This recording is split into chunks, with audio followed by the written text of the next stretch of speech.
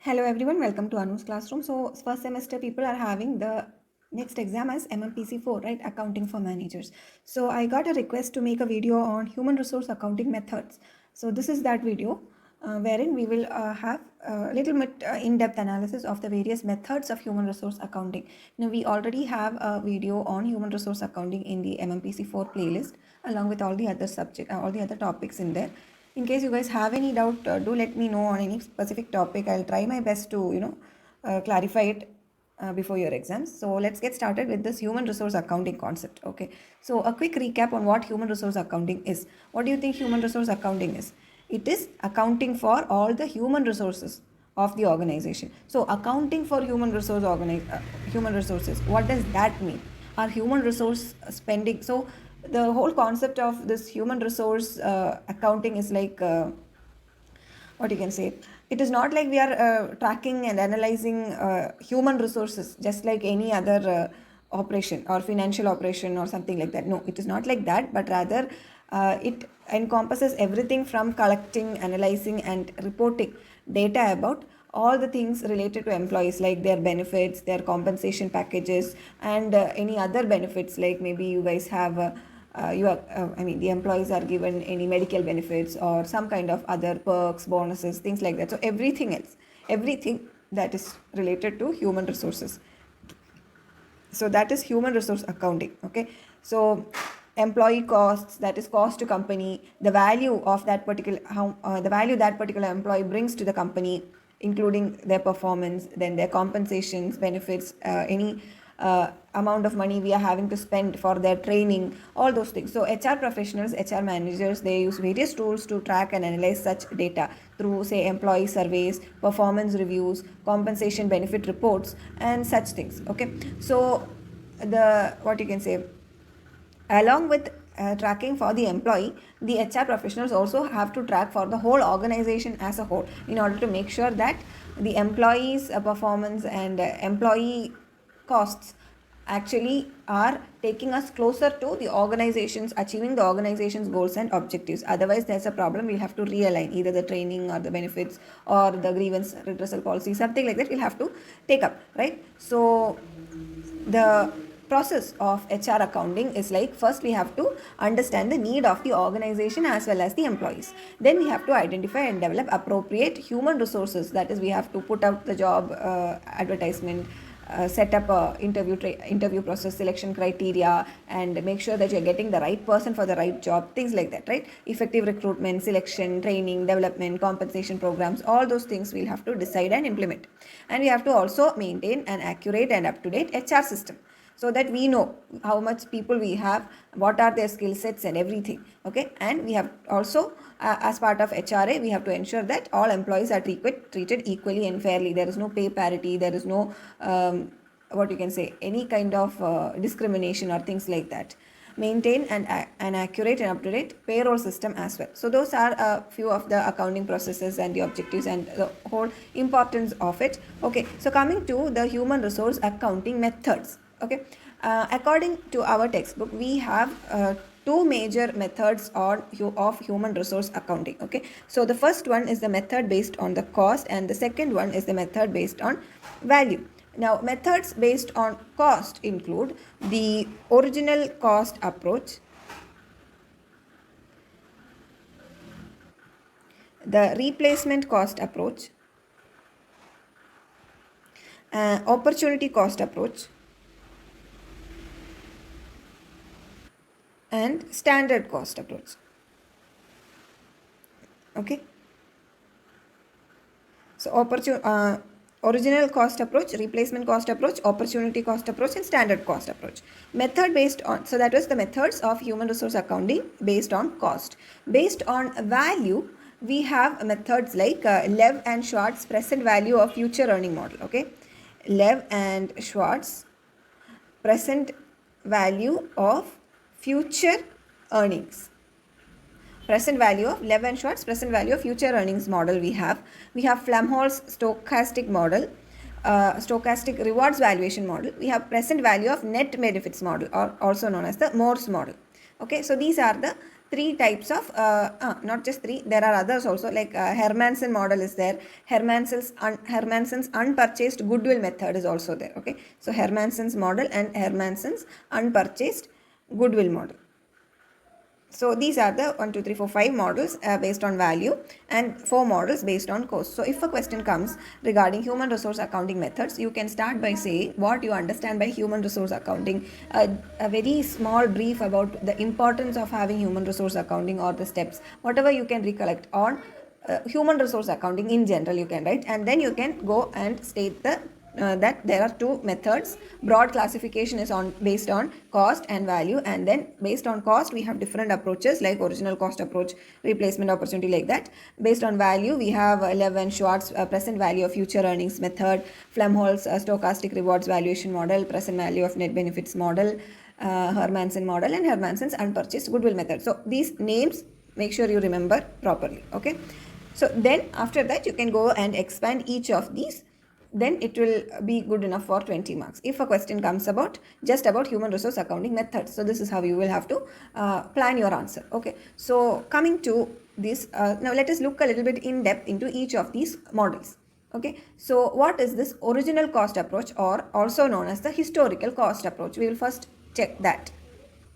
So this model was developed by William C. Pyle and R. Lee Brummett and Eric G. Flumholz. Okay, if you can't remember the names, that is fine, no issue. So, but just remember that this model was actually initially developed in 1967. At least that you should remember.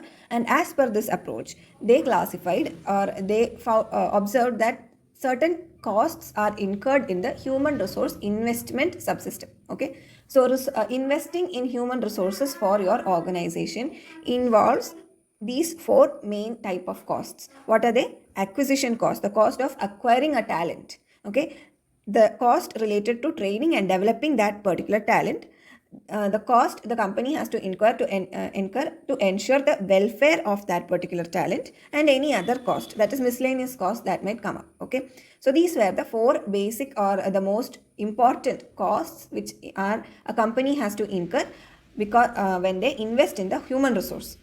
So the actual cost that is incurred on these 4 categories is capitalized and amortized over the expected useful life of that human resource. What is the expected useful resource life? That is maybe from the time they join to maximum is till their retirement age, right? Say 60. So maybe you guys joined at 23 till 60. So that is the expected useful life for that human resource, right? Now, it is rarely the model nowadays that you join and retire from the same organization. So nowadays, since there are frequent switches, companies don't expect a human resource to stay more than maybe 3 or 4 years with them. By then people, intelligent people, they switch. Right, so maybe so based on a lot of metrics and everything which is beyond beyond my visibility range right now, if I get a better insight, I will let you know. So based on a lot of other metrics, companies will have their own ways of finding the expected useful life of a particular human resource, and the cost that is incurred in all of this is spread across that useful life period. Okay, and that is how this original cost approach is done for human resource accounting. So HR expenses and revenue expenses are taken to profit and loss account for the period in which they are incurred. So these expenses are actually not treated as revenue expenditure but rather as capital expenditure. Why? Because modern theorists believe that human resources are capitals of the organization. So that is why whatever amount you spend on this HR investment is treated as capital expenses. Okay, not not revenue expenditure but rather capital expenditure. So what happens is that this expenditure is not charged to the PL account or the profit and loss account, but it is taken to the balance sheet as an asset. Okay, and will be written off in the form of maybe depreciation or amortization, like that. Okay, the amortization part only will be charged to the profit and loss account. So HRA expenses bottom line is that in original cost approach, we have classified costs into four: acquisition cost, training and development cost, welfare cost, and other cost. And all these costs are taken into the balance sheet in the form of what? In the form of assets. Okay, and subsequent years they are written off in the form of, say, depreciation or amortization, like that. These are not revenue expenditures but rather capital expenditure. You can also say what you understand by acquisition cost, right? It is the cost incurred in acquiring human resources that are suitable for the job. Then training and development cost, it is the cost which comes up when we try to upskill the employees' knowledge, attitude, social behavior and things like that, so that their productivity is enhanced. Welfare cost and other costs are incurred by employers to provide the employees with an atmosphere which is conducive to good health and high morale, thereby increasing productivity. So these are the various costs involved. So like this you can talk about the original cost approach. Okay, the next one is the replacement cost, right? So original cost approach we have talked about. The next one is replacement cost. So replacement cost approach was proposed by Rensis Likert. Okay, you guys know, right? Likert scale. So Likert proposed this replacement cost method. So this method can be used as either an alternative or even as a supplement to this original cost approach. Okay, original cost approach is also called as historical cost. Okay, historical cost approach. So if a short note or something like that comes and it is asking you about historical cost, don't go blank. What they are asking is about this original cost approach itself. Okay, so it can either act as an alternative to this original cost approach or as a addition, okay, or a supplement to this method. So as the name suggests, it involves the measurement of the cost that a company has to incur to replace the firm's existing human resource and find the value of that existing human resource. So how much cost will the company have to what you can say pay if that person decides to live or leave the organization, or and we have to find a replacement for him, or in some because of something we decide to terminate, or maybe he passed away, whatever it is. If I have to in any circumstance replace that person and put another person in that same chair having equal or more value, how much I'll have to spend as an employer is what replacement cost is all about. Okay, so in order to do that, we'll have to find how much that particular person is currently worth, right? So that is replacement cost. The next one is opportunity cost method. It was proposed by Hekimian and Jones, and it is also a method for human resource valuation. In this method, what happens is that we try to perceive the value of the employee and their utility to the particular organization or for that particular department. Okay, and we try to what you can say get that particular employee at the best bid, kind of like, okay, like auctioning human resources. So you see this HR principle, no matter how much you say paternal concept, human resource concept and everything, it is basically just treating people as another resource. Okay, just fancy words when you think deeper, right? It's all like that. So this opportunity cost method is basically used or applied not to people whose skills are abundant in nature, but rather not nature abundant in the market, but rather people who have rare skills. Okay, scarce human resources, the cream of the cream kind of people, the CEOs. Companies will go to great lengths to get a particular CEO for themselves if that person chooses to leave and things like that, right? The topmost highly skilled people. How much cost are we willing to forsake for getting them into our organization? So that is opportunity cost method. So you can even to increase the length of your answer, you can even talk about what you understand by the whole concept of opportunity cost before moving on to describing what this opportunity cost method is, where it is useful and things like that. Okay, the fourth one in this is the standard cost method. So this was suggested by someone called as David Watson, and in this method the standard annual cost of recruiting, hiring, training and developing, all those things. So all these things, right? Acquisition, T&D cost, even separation cost. Okay, that is when when that employee leaves the organization, the separation pay, that is also taken into consideration. So acquisition, learning and separation becomes your replacement cost,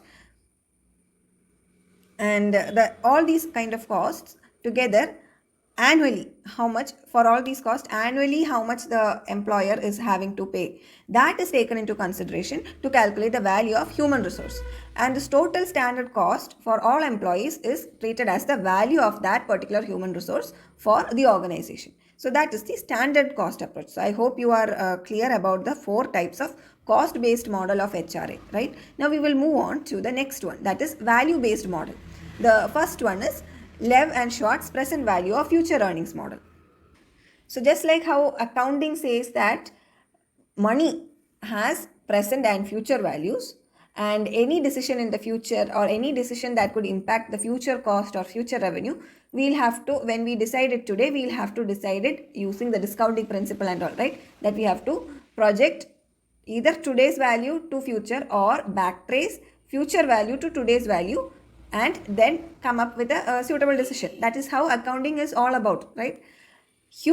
This value based HRA accounting, instead of money, human resource value is considered. Okay, so this method calculates what an employee's future contribution will be worth for the organization as of today. Okay, so employees will be categorized into specific groups according to their age or skill.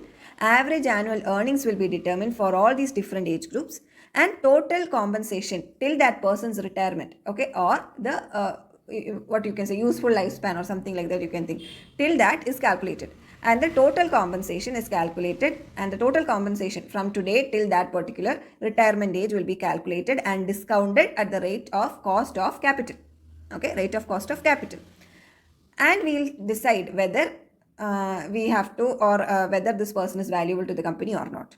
So this method, definitely it has several limitations, like value of an employee will be measured in terms of salary, which may not actually be a true indicator of an employee's worth. Secondly, it ignores the probability of separation of employees from the firm other than death or retirement. That is, people may switch. So that will lead to an overstatement of employees' expected service life and therefore future earnings from them. Thirdly, this model also ignores the change of role of employees within the organization itself, right? Maybe they joined as trainees into your organization, but God knows, maybe their skill, because of their skill, if given the proper opportunities, they might even retire as directors from the organization. We never know. So that thing is there, but this Lev-Schwartz present value of future earning model, it ignores such kind of aspects also. And also this model kind of fails to incorporate the various variables like the seniority of the person, the skill, the experience. Such things also are not considered. So this is a very limited model of say finding the value of a particular human resource. The next one is Flumholtz stochastic rewards valuation model. So this is kind of like an improvement to the previous model, because it takes into consideration the probability that employees moving from one role and to another, leaving the organization, or also about employees leaving the organization before death or retirement, that is employee switching. So in this model, the value of an employee is the expected realizable value of the employee, or the expected value of an employee's achievement. So some of the limitations of this Lev-Schwartz present value of future earnings model gets tackled in this Flumholtz stochastic rewards valuation model. Now exactly how value is considered in these models is beyond the scope of our course, so let's not worry about it. Unless you are taking HR specification, in that case I would definitely suggest that whenever you get time, you look a little bit deeper into these concepts. It will help you guys.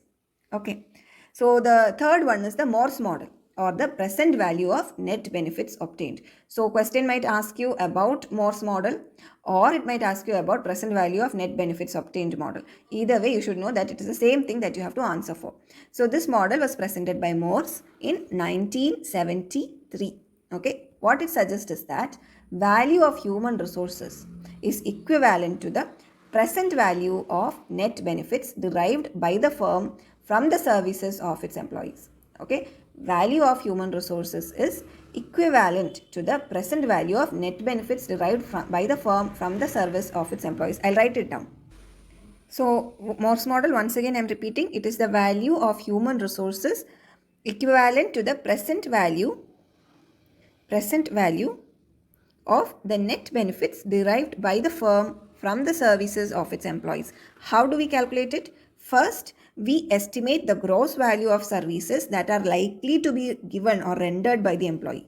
in the future. Okay, so in the future, how much value are we going to get out of that person's services, we estimate. That is the first step. Okay, then next, second, we estimate how much future payments we might have to make to this employee. Okay, third is we will determine the excess of future value over future payments. That is, will the future value exceed the future payments? That is, am I getting a good deal out of this person? Am I getting a good bargain, right? And the difference between these two things is called the present value of net benefits, or the value of that particular employee. So that is how this Morse model considers or tries to find out the value of human resources. Okay, so we have finished the first three. The third one is Hermansen model. So this model was created in 1964 and it suggests two methods to assess human resource value. So first one, so this is a subdivision, okay, of Hermansen's model. It is, first one is Hermansen's unpurchased goodwill method, and the second one is Hermansen's net adjusted present value method. Okay, so two methods. So 1, 2, 3, 4. Four major methods and two sub methods. So Hermansen's model divided into two, that is Hermansen's unpurchased goodwill method and Hermansen's net adjusted present value method. Okay, so that is at least till this much. If you write, if you can explain all these things perfectly, then it should be good enough if a question comes for 20 marks. I hope that this session was useful for you guys. In case you guys need any such additional topics, you guys can leave a comment. I will try my best to either make a video out of it or reply to your comment for that particular topic. Okay, so all the very best. Write very well. In case, I'm repeating once again, in case you are not from the commerce background, forget about learning to write a balance sheet or a trial balance or create a profit and loss account or a cash flow statement or things like that. Okay, forget about it. Don't concentrate much on that, but rather concentrate on the theory part, because you will have options, right? And maybe one or two such questions might come. Even then you will have other options. So in case you find those kind of, creating those financial statements a bit difficult, don't worry and spend too much time on that. Focus on your strengths, right? Play to your strengths. We have choices to write. That is the best part in this term and examination. It is not like all questions are compulsory. We will have options to choose from and write from. So play to your strengths. All the very best. My prayers go with you until I see you in the next video. Thank you and bye.